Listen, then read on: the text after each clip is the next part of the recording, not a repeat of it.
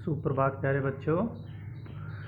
जैसा कि आप लोगों को पता है कि हम हमारी पुस्तक रिमझिम का 5वां पाठ, जो कि एक पंजाबी लोक कथा है, बहादुर भित्तो, उसको पढ़ चुके हैं और उससे संबंधित प्रश्नोत्तर भी हम लोग कर चुके हैं।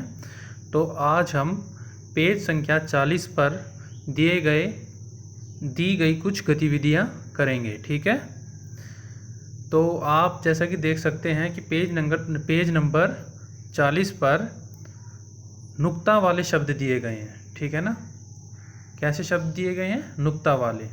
जैसे कि पेज नंबर 40 पे दिया गया है, शेर जंगल पर राज करता है और मेरा राज किसी से ना कहना। तो राज और राज, इसमें नुक्ता का सिर्फ नुक्ता का फ़र्क है।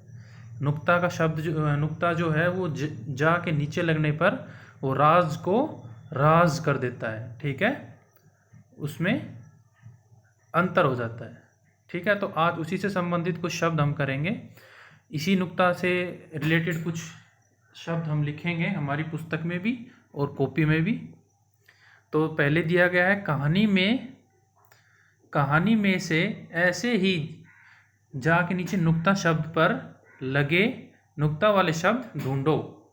ठीक है, तो आप आंसर में देख रहे होंगे, सिर्फ, जोर, ताज़ा, तरफ, काफ़ी, फ़ौरन। ठीक है, तो ये कुछ नुक्ता वाले शब्द हैं जो कि आप लोगों को आपकी पुस्तक में और कॉपी में लिखने हैं। ठीक है, उसके बाद है क्वेश्चन नंबर 2। अब अपने मन से सोचकर नुक्ता यानी कि जा पर लगे नुक्ता वाले 5 शब्द लिखो। ठीक है, नुक्ता वाले आप लोगों को 5 शब्द लिखने हैं। तो पहला मैं लिख रहा हूँ, जैसे कि आप लोग देख रहे हैं आंसर में, रफ्तार। ठीक है, ज़्यादा, खानदान, ज़रूरत, सफ़ेद। ठीक है, सफ़ेद। तो ये है नुक्ता वाले शब्द। जब किसी शब्द के नीचे नुक्ता लगता है तो उसमें थोड़ी मुख से वायु जो है ज़्यादा निकलती है। ठीक है, तो ये बेटा नुक्ता वाले शब्द हैं जिसका आप लोगों को अभ्यास करना है घर पे। ठीक है, उसके बाद पेज संख्या 41। कहानी में तुमने दराती का चित्र देखा। दराती देखी होगी ना सबने। तो क्या होती है दराती?